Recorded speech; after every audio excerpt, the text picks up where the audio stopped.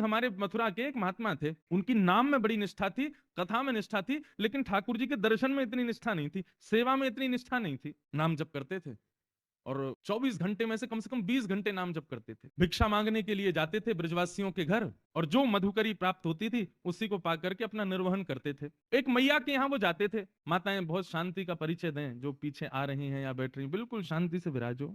बस दो तो वे महात्मा नाम जपी थे, लेकिन कभी कभी ब्रजवासियों के यहाँ जाकर के अंजलि फैला करके मांगते थे, और जो प्राप्त होता था उसको पा करके पूरा हाथ धो करके फिर नाम जप करने लगते थे। एक मैया के यहाँ वो जाते थे, उन मैया के यहाँ पर मदन मोहन लाल जी विराज रहे थे। तो बाबा जब आते थे तो बंधुओं, एक पद है श्री रैदास जी का, उसमें भाव है, सो ही सुहागन प्रिय जाहि रीझ हैं। ठाकुर जी कब किससे रीझ जाए कुछ पता नहीं है। जैसे ही वो बाबा नित्य अंजलि फैला करके प्रसादी मांगने के लिए आते, तो भीतर बैठे मैया के घर में मदन मोहन लाल जी पर रीझ गए, और ठाकुर जी के मन में भाव आया, इनको नाम निष्ठा तो बहुत है, लेकिन इनको मेरी सेवा और दर्शन में ज्यादा निष्ठा नहीं है। लेकिन नाम निष्ठा इतनी सुंदर है कि उससे ठाकुर जी प्रसन्न होकर के अब उनको अपने दर्शन की सेवा, दर्शन की निष्ठा उनके हृदय में प्रकट करना चाहते हैं।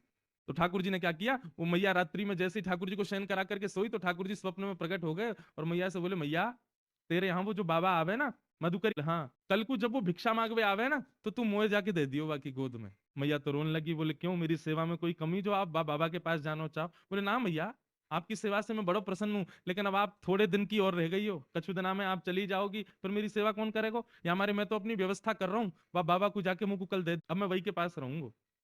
रात भर मैया रोई बेचारी, लेकिन ठाकुर जी की आज्ञा उसने मानी। दूसरे दिन जब संत पधारे तो कहा, मैया भिक्षा दो, कुछ मधुकरी प्रसादी दो। मैया भीतर से अपने ठाकुर जी लेके आई, बाबा की गोद में धर दिए, ले बाबा भिक्षा। बाबा बोले, हमसे ये सेवा वेवा नहीं होती है ठाकुर जी की, हम तो भैया नाम उपासी हैं, बस नाम जप करना जानते हैं। ये श्रृंगार करना, स्नान कराना, वस्त्र पहनाना और ये 56 भोग धराना, ये राजोपचार हमसे नहीं आता है, हम केवल नामोपचार जानते हैं। आप ठाकुर जी से पुनः निवेदन कर दो, छोटी सी कुटिया में रहता हूं मैं, यहाँ पे 8 बार भोग लगता होगा, मेरे यहाँ तो कोई प्रसादी की भी व्यवस्था नहीं है, इनको भूख बहुत लगती है, मैं इनको भोजन नहीं करा पाऊंगा। श्रीनाथ जी में 8 बार भोग आता है, जिसमें से 3 बार का भोग आप सुनकर के आश्चर्य करोगे, उसका नाम है श्रम भोग। क्या नाम है? श्रम भोग का तात्पर्य क्या है?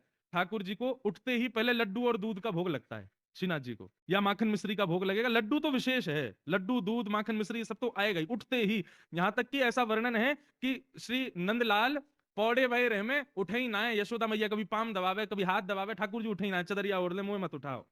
तब मैया क्या करे, पात्र में दूध लेके आवे और लाला के सिरहाने पे हाथ रख के, लाला सोते भाई लाला को उठा के ही मोहते दूध छुपा दे, तब दूध पीते पीते पीते पीते तब ठाकुर जी के नेत्र खुले, तब मैया उनकी आरती करे। ये है मंगला। आज भी श्रीनाथ जी में ठाकुर जी के शयन